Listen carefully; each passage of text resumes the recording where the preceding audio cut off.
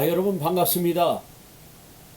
추석 명절을 잘 보내셨는지 모르겠습니다. 오늘 이렇게 다시금 마가복음서 16장 9절부터 14절 말씀까지 함께 살펴보며 은혜를 나누도록 하겠습니다. 자, 9절 말씀 마가복음 16장 9절입니다. 같이 한번 읽어볼까요? 예수께서 안식 후 첫날 이른 아침에 살아나신 후 전에 7 귀신을 쫓아내어 주신 막달라 마리아에게 먼저 보이시니, 여러분 1절에서 8절에 있는 말씀과는 조금 차이가 있습니다. 9절부터 보면 이제 막달라 마리아에게 나타나셨다고, 먼저 보이셨다고 그렇게 말씀하고 있습니다. 물론 이제 여러 여성들이 예수님의 무덤에 갈 때 누가 무덤 문을 열어줄까 이제 걱정을 하였죠. 이런 가운데서 막달라 마리아가 맨 처음 부활의 예수님을 만날 수도 있습니다. 그렇지만 아무튼 조금 8절까지 말씀과 9절부터는 좀 새롭다, 그런 느낌을 받게 됩니다. 그래서 이 9절부터 이 말씀을 보면 어떤 마가 기자의 그 특징이 잘 나타나고 있어요. 오늘 이제 본문 말씀은 그런 전이해를 가지고 있어야 됩니다. 이게 마가 기자가 가지고 있는 어떤 견해, 그런 견해에 따라서 예수님의 부활의 모습을 그리고 있다는 겁니다. 제자들의 모습들을 그리고 있다는 이 사실을 우리가 살펴봐야 되는 거죠. 자, 막달라 마리아에게 먼저 보이셨다고, 그리고 엠마오로 가던 두 제자에게 보이셨다고 그렇게 말하고 있는 겁니다. 오늘 이제 말씀. 자, 엠마오로 내려가던 두 제자는 12절 13절에 기록이 되어져 있습니다. 자, 이러한 가운데 어느 누구도 예수님의 부활에 대해서 믿으려고 하지 않았다. 특별히 예수님의 제자들이 부활의 소식을 듣고도 믿지 않았다고 계속적으로 말씀하고 있다는 겁니다. 그래서 오늘 이제 11절에 있는 말씀을 보면 듣고도 믿지 아니하니라, 또 13절에 있는 말씀을 보면 역시 믿지 아니하니라, 또 14절에 있는 말씀을 보면 믿음 없는 것과 마음이 완악한 것을 예수님께서 꾸짖으셨다고 그렇게 말씀하고 있습니다. 이건 마가복음을 기록한 마가의 견해가 상당히 나타나 있는 겁니다. 그러니까 예수님의 제자들의 모습을 보면 이제 예수님에 대해서 무지했고, 또 예수님에 대해서 깨달아 알았을 때도 사실은 정확히 알지 못했어요. 그래서 베드로와 같은 경우는 주는 그리스도시요 살아계신 하나님의 아들입니다, 이런 식의 고백을 했지만 예수님께서 고난받는다는 사실을 말씀하였을 때 베드로는 예수님을 막죠. 그랬을 때 예수님께서 사탄아 물러가라, 그렇게 책망을 받을 정도가 됐어요. 그러니까 예수님에 대해서 무지했고, 예수님에 대해서 오해했고, 오늘 이제 말씀은 예수님에 대해서 믿지 아니하였다고 그렇게 마가 기자의 견해에 따라서 우리가 본문 말씀을 살펴보면 어떤 그 마가복음서의 깊이를 좀 알 수 있습니다. 자, 9절에 보면 막달라 마리아가 나옵니다. 막달라 마리아는 어떤 사람이었습니까? 전에 7 귀신 들렸던 여성인데 예수님께서 고쳐 주셨습니다. 그 이후에 굉장히 헌신적인 사람이 되었죠. 우리가 누가복음서, 요한복음서 이란 말씀 들어보면 이 막달라 마리아가 얼마나 헌신적이고 얼마나 위대한 삶을 살았는가, 또 예수님이 이제 무덤에 갇히실 때, 장사 지낼 때 맨 마지막까지 그 자리를 지켰던 여성이 막달라 마리아고, 그 다음에 예수님이 부활하셨을 때 오늘 이제 본문 말씀에도 보면 나오는데 막달라 마리아가 맨 처음 예수님을 만나게 되는 겁니다. 그러니까 막달라 마리아를 만난 것은 이 막달라 마리아가 굉장히 헌신적인 사람이었다 하는 겁니다. 오늘 우리들도 얼마나 주의 일에 헌신적인지, 우리가 얼마나 주님을 사랑하고 의지하고 그 안에서 살고 있는지 우리 자신을 한번 돌이켜보는 것도 좋겠습니다. 만약 우리가 막달라 마리아처럼 그렇게 헌신적인 삶을 산다고 하면 부활의 주님을 만날 수 있을 겁니다. 막달라 마리아 맨 처음 부활의 예수님을 만났습니다. 그렇습니다. 우리 주님은 우리 사람의 마음과 심장과 폐부까지도 다 아십니다. 드러내십니다. 속내를 아시기 때문에 우리가 마음 중심으로 하나님을 알고 하나님을 의지하고 예수 그리스도를 믿고 따르며 또 예수님을 사랑하는 그런 마음 가지고 살 때 우리에게 하나님의 놀라운 그런 승리의 역사가, 부활의 능력의 역사가 나타나게 된다는 사실을 여러분 꼭 기억하시고 부활의 예수님과 늘 함께하는 복된 삶을 살아가실 수 있기를 예수님의 이름으로 축원합니다. 이 성도는 사람들에게 보이려고 눈가림만 하는 그러한 태도가 되어서는 안 되겠죠. 막달라 마리아와 같이 마음 중심으로 정말로 예수님을 사랑하고 예수님을 섬기고자 하는 그런 어떤 자세가 우리에게 필요한 겁니다.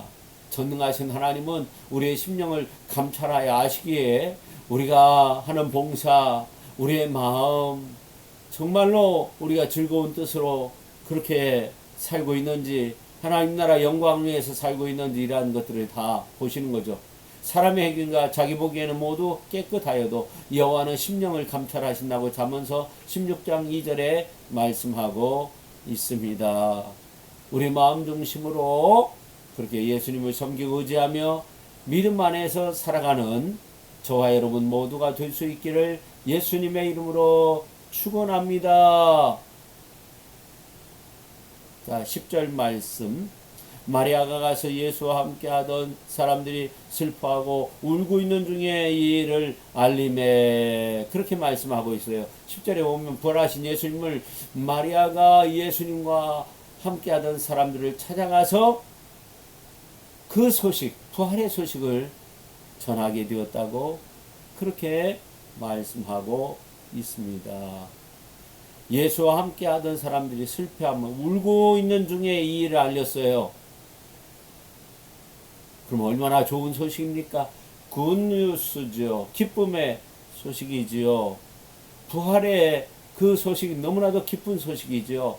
그러니까 슬픔 속에 있는 자에게, 우리가 울고 있는 자에게 함께 울어주는 것도 중요하지만 부활의 예수님을 전하는 것도 중요합니다. 그랬을 때 참 변화가 일어나는데, 오늘 이제 그 제자들의 모습을 보면 그렇게 쉽지 않았다는 것을 알 수 있어요. 11절, 그들은 예수께서 살아나셨다는 것과 마리아에게 보이셨다는 것을 듣고도 믿지 아니하니라. 믿을 수 없죠.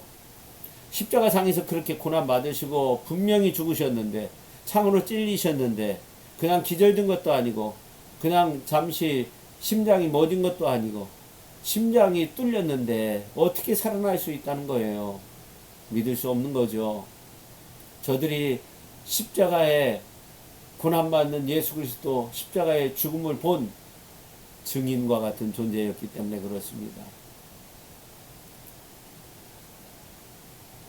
여러분, 오늘 이제 그 10절 말씀, 11절 말씀을 보면 이 막달라 마리아의 어떤 태도를 볼 수 있는데, 아주 이 막달라 마리아가 이제 다른 어떤 복음서에도 나오는데, 그 부활의 소식을 듣고 났을 때 그냥 가만히 있었던 것이 아닙니다. 엠마오로 내려갔던 것이 아닙니다. 아주 막 기쁨으로 달려갔다는 거예요. 가서 바로 전했어요. 예수님 부활하셨습니다. 그렇게 전했어요. 여러분, 복음 전하는 발걸음이요, 무거워서는 안 돼요. 여러분, 예수님을 믿고 부활의 은혜 속에서 살고 있는 우리가 정말로 기쁨으로 그 발걸음을 내디딜 수 있어야 돼요. 기쁨으로, 은혜 중에 정말 은혜의 역사로 사망 권세, 악한 마귀 권세, 악한 역사, 슬픔의 생각들 다 몰아내야 돼요. 오늘 이제 슬퍼하며 울고 있는 이러한 세력들을 다 몰아내고 그 속에 예수 그리스도를 채워야 할 줄로 믿습니다. 부활의 예수님, 부활의 기쁨을 우리에게 주시는 예수님을 늘 전하며 그 속에서 기뻐하며 그 속에서 은혜 충만한 삶을 살아가는 저와 여러분 모두가 될 수 있기를 예수님의 이름으로 축원합니다. 아멘. 여러분 한번 생각해 보세요. 이 복음은 사람들이 믿기가 쉬운 것이 아니었던 것 같아요. 제자들의 모습을 보니까 그랬던 것 같아요. 여러분, 이 증인이라는 말, 이 증인된다는 것이 그 속에 어떤 의미가 있냐면 순교자라는 의미가 있다는 거예요. 그래서 이 증인이라는 말을 영어 성경에서는 순교자로 그렇게 번역해서 해석하는 경우가 많아요. 그러니까 이 증인은 순교의 각오가 있어야 된다는 거예요. 그 당시의 모습을 보십시오. 지금 증인이 순교자다. 증인이 보호받고 증인을 이제 보호하는 법이 있잖아요. 함부로 다룰 수 없는 거죠. 그러나 그 당시는 예수 그리스도를 증거하면 어떻게 돼요? 사자바 믿기도 하고 톱으로 켜지기도 하고 순교를 당하는 경우가 많이 있었어요. 마가복음서가 기록될 때도 그랬습니다. 마태복음서가 기록될 때도 그랬습니다. 요한복음, 누가복음 기록할 때 그 당시에 그런 큰 고난이 있었어요. 그러나 막달라 마리아는 달았습니다. 전혀 우리가 생각하는 그런 모습의 여성이 아니었어요. 아주 적극적으로 제자들에게 가서 예수님 부활하셨다는 이러한 소식을 전하게 되었습니다. 그렇습니다. 절망하는 자에게 예수님은 희망이 되시는 줄로 믿습니다. 낙심된 자에게 희망을 주시는 줄로 믿습니다. 여러분 12절 말씀 한번 보실까요? 그 후에 그들 중 두 사람이 걸어서 시골로 갈 때 예수께서 다른 모양으로 그들에게 나타나시니 두 사람이 가서 남은 제자들에게 알렸으되 역시 믿지 아니하니라. 두 사람이 어떻게 걸어갔어요? 슬픔 가운데 걸어갔다고 말씀하고 있어요. 엠마오로 걸어갔습니다. 엠마오는 성경에 보면 25리 떨어졌다고 하는데 실제적으로는 좀 더 먼 거리로 그렇게 볼 수 있습니다. 그런데 여기서 중요한 것은 부활의 주님께서 엠마오로 내려가는 제자들에게 나타나셨다는 겁니다. 왜 예수님께서는 먼저 이 사람들을 찾아가셨는가? 엠마오로 가시고자 한 건가? 뭐 여러 가지 생각할 수 있는데 여러분 이 두 제자는요, 엠마오로 가는 제자는요 실망하고 떠났어요. 무리 곁을 떠났어요. 여러분 이 코로나 시대에 무리의 곁을 떠난 사람들이 얼마나 많이 있습니까? 여러분 그들에게 부활의 소식을 전해야 돼요. 그들에게 예수 십자가의 복음, 피 묻은 복음을 전할 수 있기를 예수님의 이름으로 축원합니다. 전해야 돼요. 그래서 이 글로바와 다른 제자인데 누가복음서 24장에 보면 우리 대제사장들과 관원들이 사형 판결에 넘겨져서 십자가에 못 박았다. 우리는 이 사람이 이스라엘을 구속할 자라고 바랐다고 그렇게 예수님께 말을 하잖아요. 엠마오로 갈 때 서로 대화하는 과정 속에서 이런 말을 하잖아요. 그러니까 이들은 완전히 충격과 절망감 속에서 예루살렘에서 엠마오로 올라간 것이 아니에요. 내려간 거예요. 아래지대로 내려간 거예요. 그들의 절망감은 다른 제자들보다 컸다는 거죠. 그래서 그들은 떠난 거죠. 그래서 두 제자를 먼저 위로하고 새로운 힘과 능력을 주어서 이제 주님의 일에 매진할 수 있도록 하였습니다.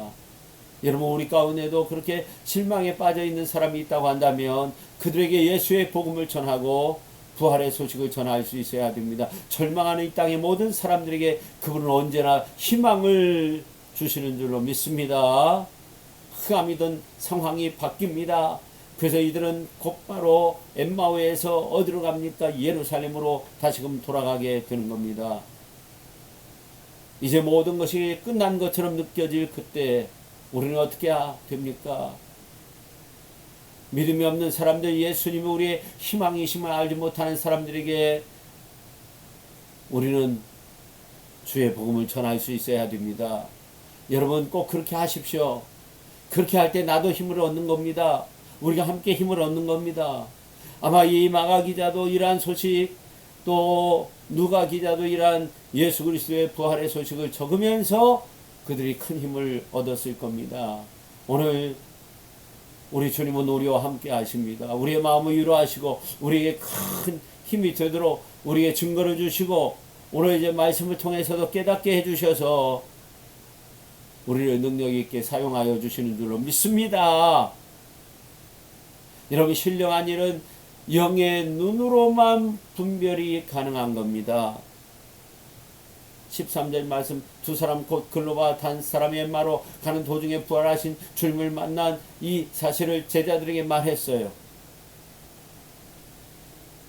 그러나 여전히 역시 믿지 아니했다고 그렇게 말하고 있는 겁니다.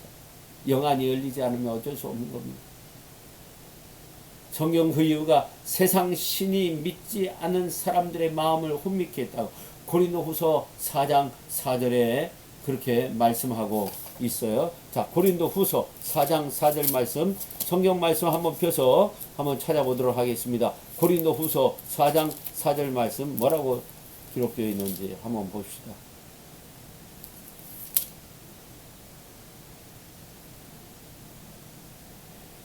고린도후서 4장 4절입니다. 자, 여러분 한번 찾아보세요. 저도 찾아보겠습니다.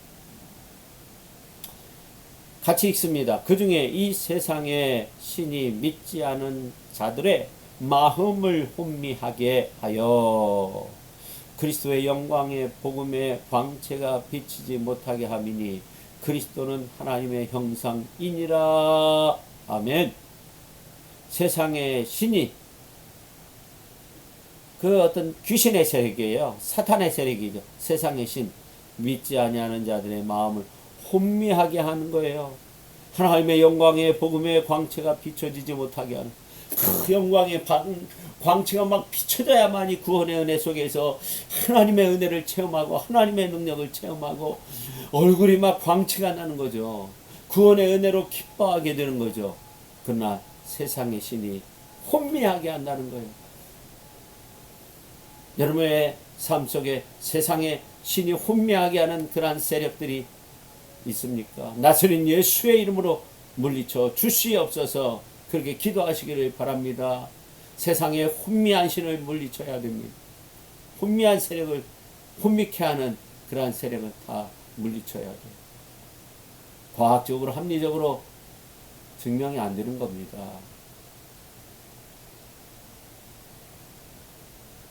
영안이 열려요. 영안이.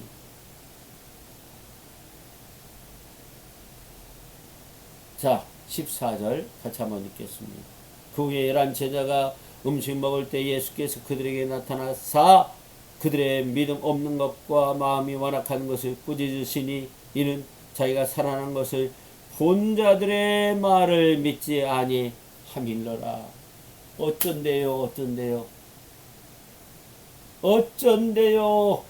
11 제자가 음식 먹을 때까지 주님이 찾아와서 믿음 없는 거, 마음이 완악한 거 꾸짖었어요. 그때까지도 믿음이 없는 거예요. 다른 사람들은 믿지 않더라도 그들은 믿었어야 했는데 도리어 제자라는 사람들이 더디 믿는 모습을 보실 때 주님의 마음이 얼마나 아팠을까요? 어쩐데요. 하지만 그들의 문제만 아닐 거예요. 오늘 성도라 부르심을 받은 우리들도 말이죠. 주님의 말씀, 그 은혜의 말씀, 그 능력의 말씀들을 다 잊지 못하고 지내는 경우가 너무나도 많이 있어요. 행함이 없는 경우도 있어요. 믿음은 있는데 행함이 없어서 죽은 믿음이 되는 경우도 있어요. 능력을 가지지 못하게 합니다. 연약한 믿음입니다. 의심하는 믿음입니다. 바다 물결에 요동치는 믿음입니다. 그래서는 어떻게 되겠습니까? 그리스도의 부활은 신비스러운 사건입니다. 인간적인 합리적인 사고로 받아들일 수 없는 것이 사실입니다. 신학적으로 이것은 매우 중요한 의미가 있습니다. 신앙의 결론이 바로 여기에 있는 겁니다. 이 부활의 신앙이 얼마나 중요한 겁니까? 부활의 신앙이 없으면 우리가 믿는 이 모든 것들이 다 헛것이 되는 거 아닙니까?